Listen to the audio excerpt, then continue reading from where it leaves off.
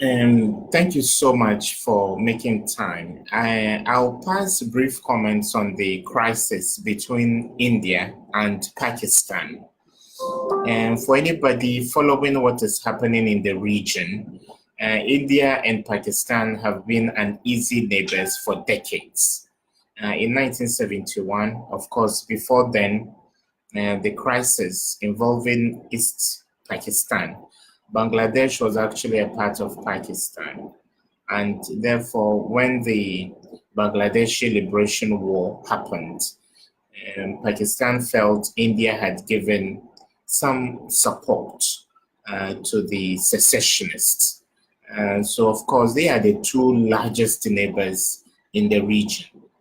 India is nuclear armed, so is Pakistan.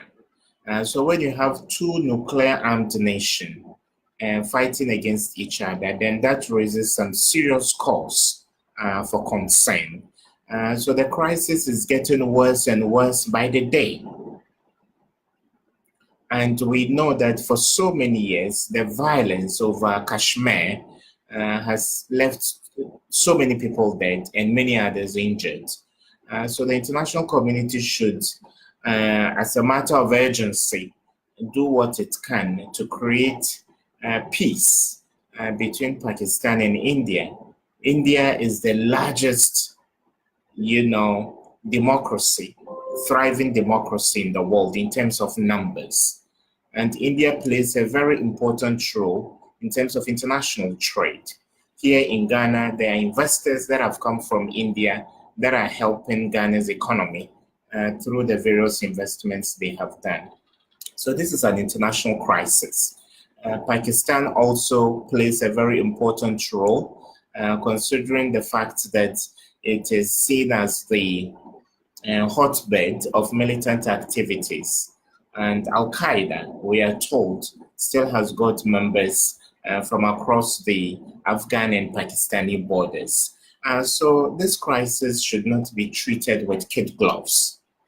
I want to see the international community play a much more robust role in resolving this crisis so that it doesn't spiral out of control. Because if there is open war between India and Pakistan, not only the region will suffer, the larger international community is going to suffer. And both countries, even though India is a Hindu-dominated country, it has got a very large Muslim population.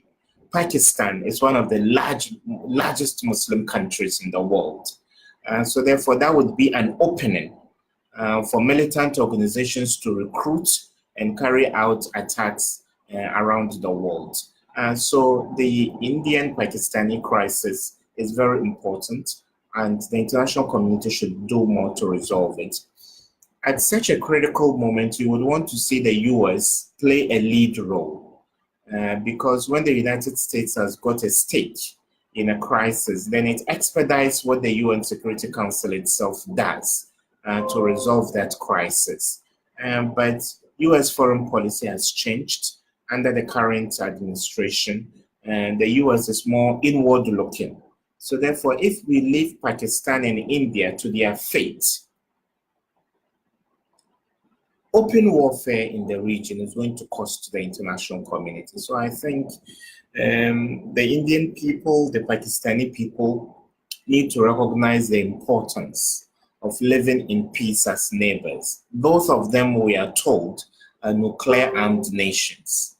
So if nothing is done about this crisis and it spirals out of control, a nuclear warhead does not discriminate.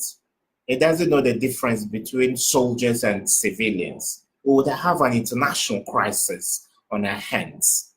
So the world cannot be looking the other way as India and Pakistan prep up for war.